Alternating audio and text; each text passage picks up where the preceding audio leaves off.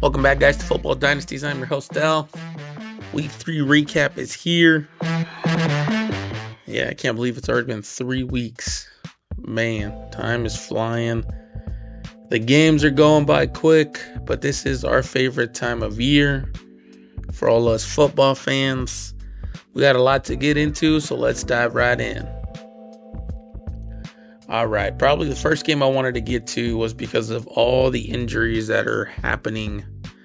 The Chargers and the Steelers. The Chargers did more than just lose that game. They lost Justin Herbert. They're saying he's practicing right now, but chances are we've got a bye in week 5. There's no reason to really rush this thing. Still sitting at 2-1.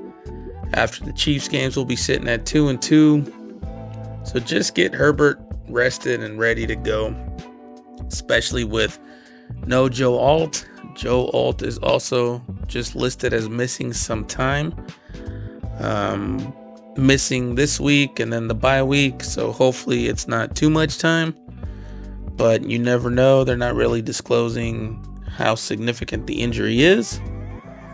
Derwin James suspended for another. It's a bad hit. Yeah, he's been doing it for a while now. I suspected it was coming at some point. Derwin James definitely plays old school football. He does not care, but he's going to hurt the team if he keeps this up. So hopefully he keeps that to a minimum going forward. But yeah, the Chargers did more than just lose to the Steelers. They lost a big portion of the team. Justin Fields, he's getting better and better as the year is progressing. Unless the Steelers somehow lose a couple games in a row, I don't think Russell Wilson will be seeing any more of Russell Wilson this season. But you never know. Mike Tomlin is definitely one of those guys that I can see just saying, rolling with the hot hand, and we'll see. But yeah, that was the Chargers-Steelers. Chargers went down 20-10. But more significantly is the injuries that have occurred for the team. Bummer for us Charger fans, but it is what it is. For fantasy purposes, though, Quentin Johnston got another touchdown. Chargers, Herbert, probably not starting him anytime soon. Definitely not going to start any Chargers receivers this upcoming week against the Chiefs, especially if they are going to play backup QB. For Pittsburgh, Najee Harris just kind of continues to do his work. We don't like to. We're all kind of off the Najee Harris bandwagon at this point, if there ever was a bandwagon. But Najee Harris is just.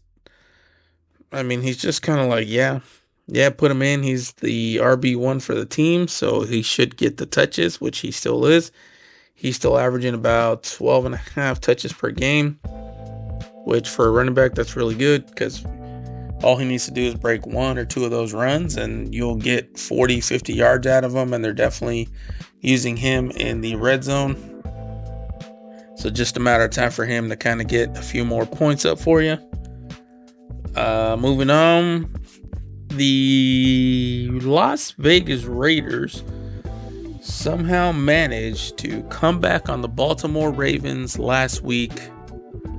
And then they find a way to lose to the worst team in the league. But it is a very Raider thing for us to see on TV.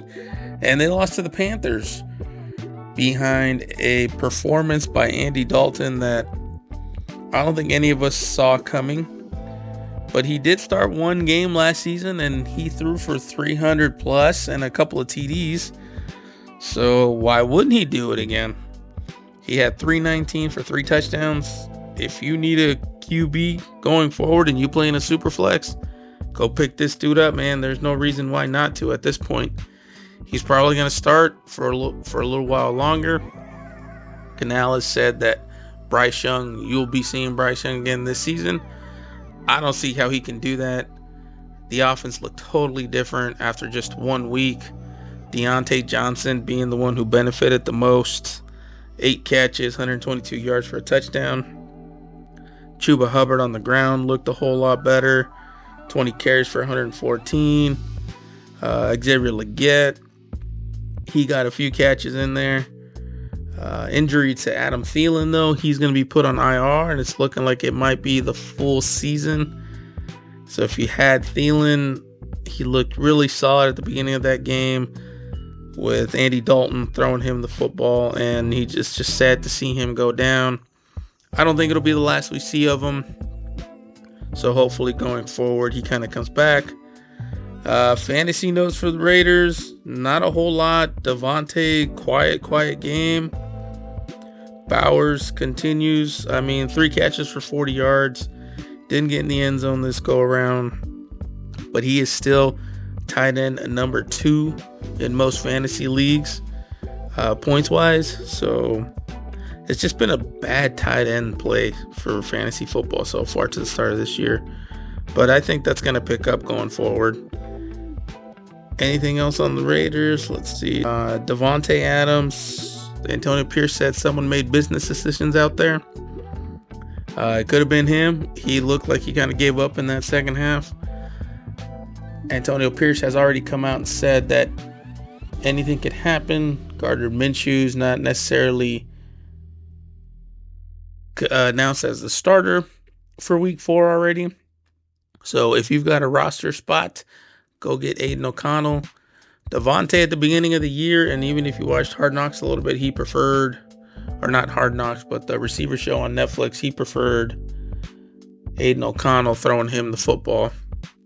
So we could see a change there. We're just going to have to wait and see. All right, the surprise of the weekend, Vikings-Texans. Man, Sam Darnold and Jettas continue to impress. Texans looked not like the Texans. CJ Stroud got picked off a couple times. No Joe Mixon. That might have hurt them a little bit. Stephon Diggs, though, continues to be a fantasy factor. 10 catches, 94 yards. Most of it, though, was in garbage time. So, do I think Stephon Diggs will continue to see this amount of target shares? I don't think so. 2 or 3 of those balls were from David Mills once David Mills got in. So I don't see that Diggs production continuing. Something we're definitely going to have to monitor. Tank Dell owners, though, might be time to maybe just put him on the trade block, see what you can get for him. He's still a very good asset. I'm not necessarily telling you to trade Tank Dell away, but just throw some feelers out there and see what you can get. The Vikings, Aaron Jones. Man, I was totally wrong. I thought that the Texans defense was going to slow him down a little bit. 102 yards on the ground, 46 in the air, and a touchdown. He had a monster game for fantasy. Our boy Jefferson, 80 yards and a touchdown again. I see that production just increasing. Sam Darnold looks like a number 1 pick, which he was all those years ago. Some fun facts that are coming out. He is younger than a lot of the starting QBs right now, so he's got some time. He's only 26.8, so basically 27 years old. So he still has quite a few years left in him. I don't think he stays in Minnesota, though, because of what we saw with JJ. It's JJ McCarthy's team going forward, but Sam Darnold has definitely set himself up for a third opportunity to start elsewhere. All right, let's move on to the Giants-Browns. Malik Nabers just looks like a top 5 wide receiver at the moment. That guy is so good. Through 3 games, I think he's got the most fantasy points for a rookie wide receiver in the last 20 years, is what I read a story on. I looked that up, and sure enough, he's got more yards, more touchdowns than any rookie through 3 games the last 20 years. And if you just watch the tape, watch his highlights of the last couple of games, he is unbelievable, man. His body control, he's got hands, His route running ability is just insane. I am so happy I drafted him in my Dynasty. He is definitely Jamar Chase 2.0, 3.0, whatever you want to say. But season, if not now, he'll be considered a top 5 wide receiver. Daniel Jones continues to feed this guy, so he is going to continue to produce targets. Couldn't remember how many targets he ended up having. 8 for 10. Really, really good. Solid there. Singletary, not a lot of numbers, not high numbers on the ground, but he had that touchdown. He would have had 2 touchdowns in probably a lot more fantasy teams with Singletary that probably would have won or lost by a few. Kind of sucks. I think that happened twice this weekend. Can't remember who the other person was, but I thought there was 2 that I saw this weekend. Anyways, Giants continue to start Malik Nabers. Daniel Jones, for fantasy purposes, put up a great game. I think it's a combination of the O-line and Deshaun just holding on to it just a bit too long. I'm not going to say he's playing terrible, but I'm also not going to say, yeah, I want this guy. So that's kind of what you see there. If you feel comfortable enough to start this guy, you start him. I'm not starting him. If anything, I'm looking to trade him. Not sure what you can get back for him. Maybe a 3rd round pick for all you guys that play Dynasty. Jerome Ford, another slow day on the ground. Only 37 yards. Deshaun actually was second on the team in rushing.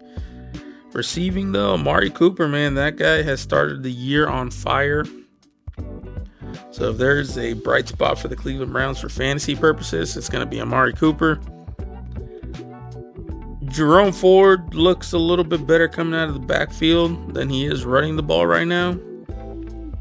We finally saw Deonta Foreman lose that target share. Majority of the targets were to Jerome Ford out of the backfield. Aside from that, guys, that's kind of all we got for the Giants-Browns. Bears, Colts now. I'm having mixed feelings, mixed emotions. I hate myself for not drafting Jaden Daniels and getting on the Caleb Williams bandwagon here at the beginning of the year. Maybe the fact that they were going to be on Hard Knocks, whatever. My man Michael D, Chicago Shy Mike. Shout out to my boy Michael D. The Bears, I bought into the hype, man. But after this week's game, believe it or not, I'm excited again. 363 in the air, 2 touchdowns. But he did have 2 interceptions, so he's got to clean that up, especially if he's going to win games for the Bears this season. A lot of people picked them to make the playoffs, including myself. I think Caleb is just trying a bit too hard right now, but that's all rookie struggles. I think that's just normal, especially with all the expectations. He's just trying a bit too much. If he can just limit those turnovers, limit those gimmicky runaround plays, at some point, man, just go down or throw it out of bounds. You don't need to shake 4 or 5 guys to impress anybody. You were the number 1 pick, dude. You don't need to do anything crazier than that. Let it go. We don't want you to start getting injured or hurt, because that's what would happen next, because you're going to be taking a lot of hits, continuing to scramble so much. Surprising that Roschon Johnson, I think it's Roschon Johnson, sorry if I mispronounced that.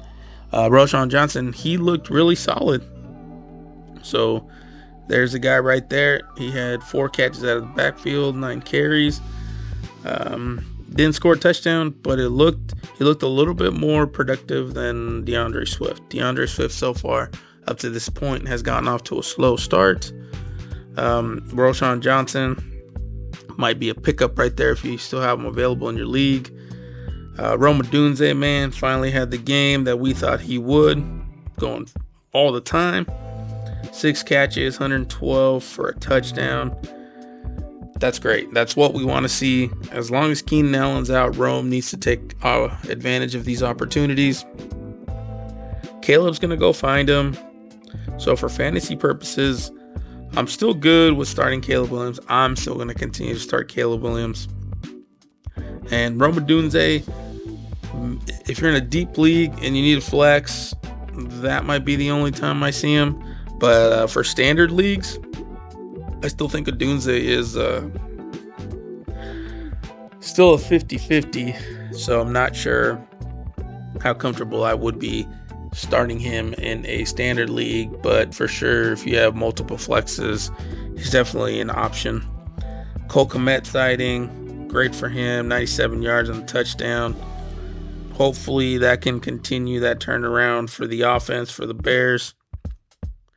Let's see, the Colts. Oh man, Anthony Richardson, guys. I said it on X. If you're not following us on X, follow us there. We post there a lot more, almost daily. Anthony Richardson was going to have a hard time against this defense, and it showed. Again, 50% completion percentage, 2 interceptions. I'm not seeing much production out of him going forward. I think at the beginning of the season, this is kind of what we thought would be happening, which is if he's not running it on the ground, the accuracy is really, really showing. I mean, this is technically I could say this is his rookie season, right? He only played 3-4 games last year, so there's not much to take away from that. But now that he is a full-time starter, he's healthy. It's just that accuracy, man. I just can't get over that. I mean, he's got to definitely work on that. It's not something. I think it's teachable, obviously, because you saw the Josh Allen conversations early on in his career, Lamar Jackson's conversations early on in his career, and they've all developed really well. So I don't think it's the end of Anthony Richardson by any means, because he's an athletic dude who can run around, get yardage that way. But for sure, he's going to be a week-to-week matchup depending on who they're playing, on whether or not I'm going to start him going forward. Jonathan Taylor had himself a day, though. 110 on the ground, 2 touchdowns. He is a monster right now, and I think he's just going to continue to roll.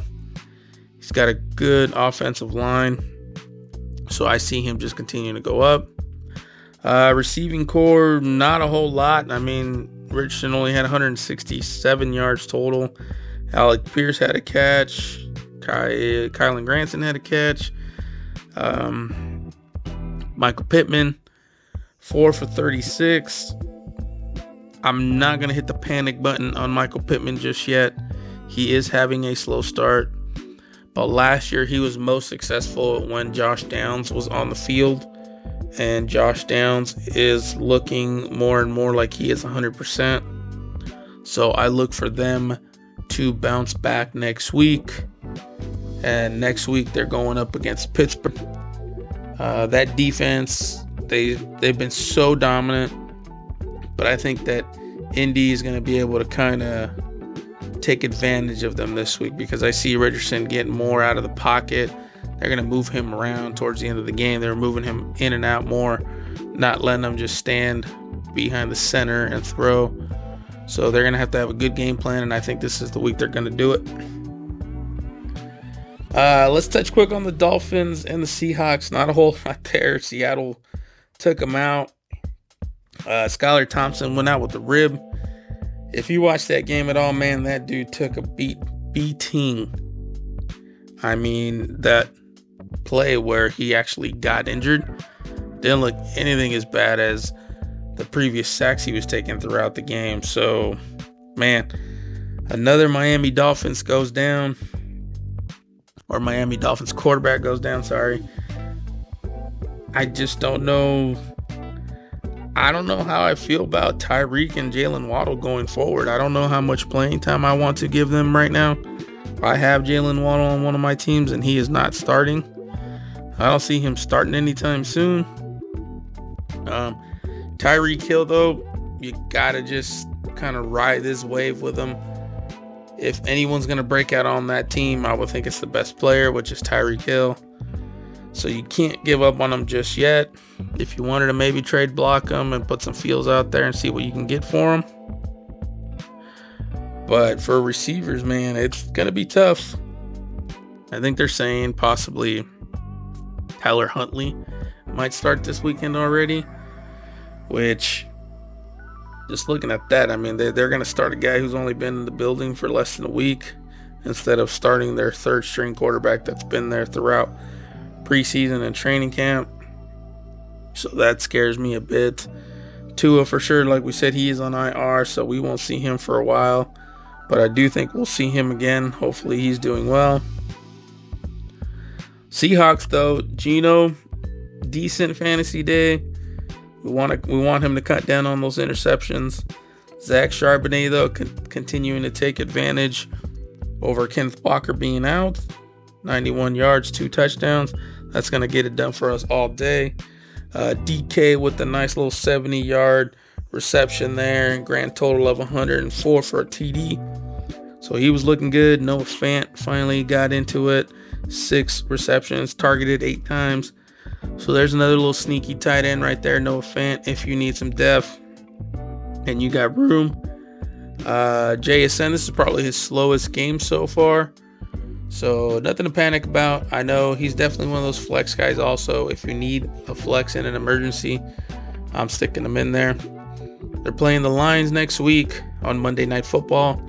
I think that game's going to be a little bit more high scoring than the Dolphins game was for the Seahawks, because towards that midway through the third, they were just running it because they had already pretty much had the game in the bag. So next week, I think you'll have a lot more passing going on, especially against the Lions. The Lions seem to be one of those teams where everybody just scores a lot of points. Let's talk about the Ravens and the Cowboys. Oh boy. Dak came out that game saying, if you want to get off, or what did he say? You don't believe us? Something like that. You want to get off now, or if you ain't it, this ain't it. I don't know. He went on about something to the effect that basically is like, this dude is thinking about the outside noise. Stop worrying about the outside noise, dude. You're at $60 million a year, the highest paid player in the history of the NFL. Go win football games, man. I don't care about what they're saying with the whole Jerry Jones. It's bad this, bad that. You got CeeDee Lamb. You got one of the top 5 O-lines coming into the year. There's no excuses. You're in your building. You got blown out by the Saints the week before. You're the leader of this team. Come out, show up, and do your thing, dude. We know you're a beast. For fantasy, you're a beast at least. Shoot, I mean, if you look at those numbers, midway through the second, it was like, man, I don't want this dude no more. And then you get to the end of that game, and the typical Cowboy garbage time yards. 379 for 2 TDs. Gotta love it. Jake Ferguson, tight end, 95 yards. Love that. CeeDee Lamb, though, 4 and 67. Not sure I love that very much. But, I mean, they played a tough Ravens D. We will say that. We're not going to say it was easy by any means. So, the only thing I want to say is, Dak, just win, dude. In the words of Al Davis, just win, baby. There's no reason to be losing at home back-to-back games. And that's all I can talk about the Cowboys. I don't like talking about them very much. So, that was enough time. We gave them a couple of minutes. Lions, Cardinals, what I thought was going to be my game of the week. It was an okay game. Slow starting game. David Montgomery, great game for fantasy. 105 and a touchdown. But Jahmyr Gibbs continues to ball out. Both of these dudes over 15 fantasy points for the week. So, I mean, I'm going to continue to start both of them, I think. There's no reason not to, right? After week 1, we talked about it in our first episode where, it's a double-headed monster. You're just going to roll with it.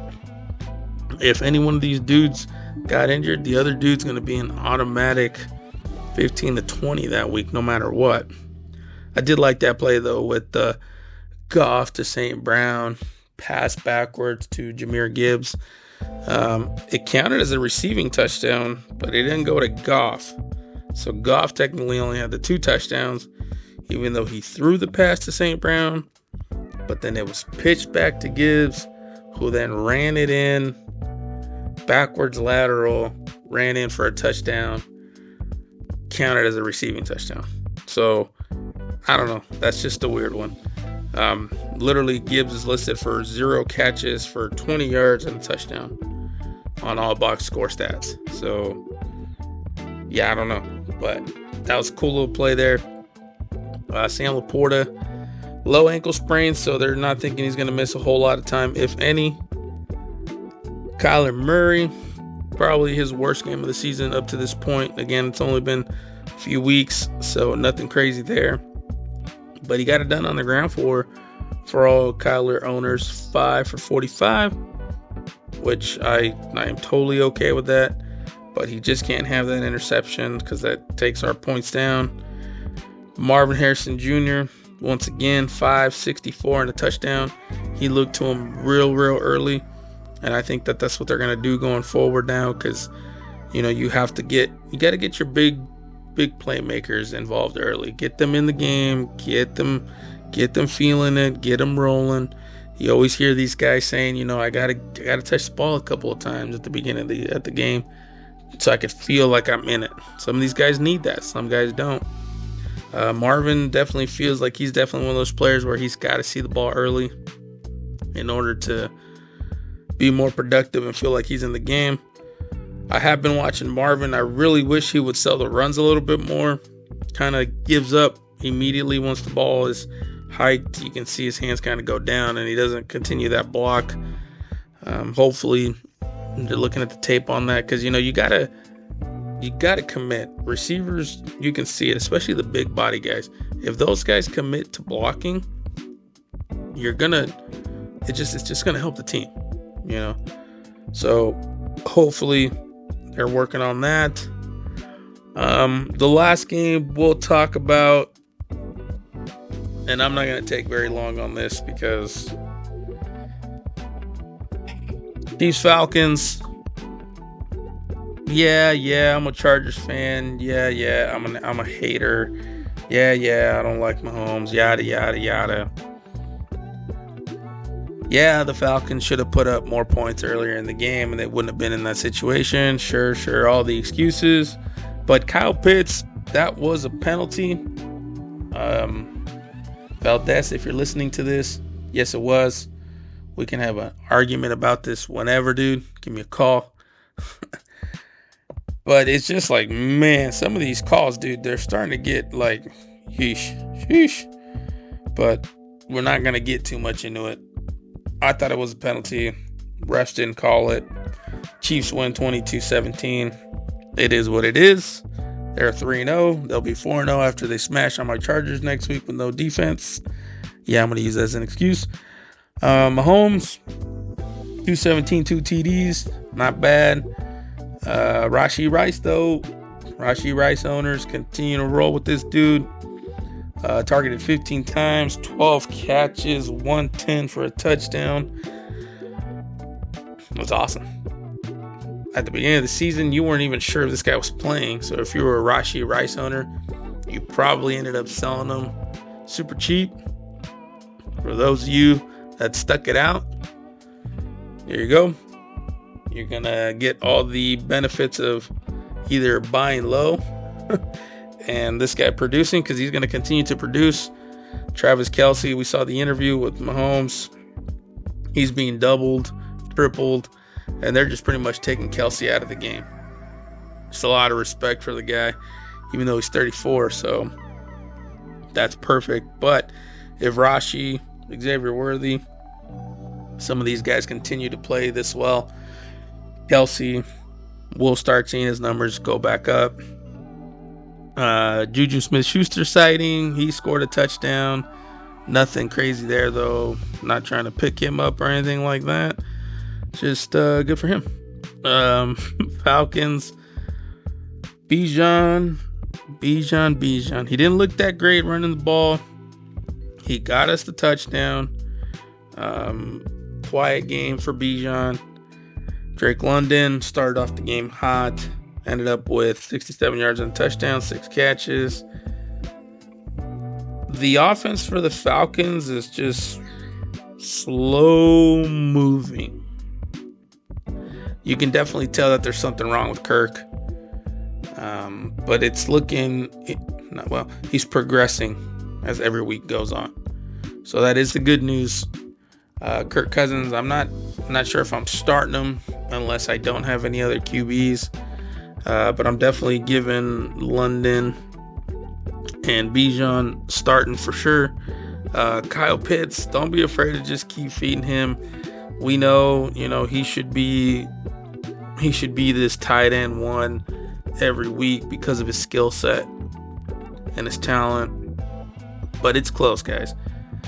Went back and watched every snap of this game and the previous game for Kyle Pitts, and he's getting that separation. I think Kirk is just looking for short throws right now just because he's not at 100%, and he said it in an interview as well that he doesn't feel 100% just yet. I think it was with Troy Aikman. So just keep starting those guys. They'll come through. If you have another tight end, go for it. This year, the tight end position has been really, really scarce. There's not a whole lot of points coming through. Kyle Pitts, believe it or not, he is ranked number 8 for tight ends in points. So, most of us play 8 to 10 man leagues, so he should definitely be your starter. That's what we got for week 3, guys. Sorry for no waiver wire report. I went out of town, lost track of time. My fault. Will not happen again. I will see you guys for our waiver wire. Once again, follow us on X, follow us on Instagram for all updates. We post on X pretty much daily. Rankings, stardom sit-ems, predictions for games going forward. Thank you guys for following, and I'll see you next week.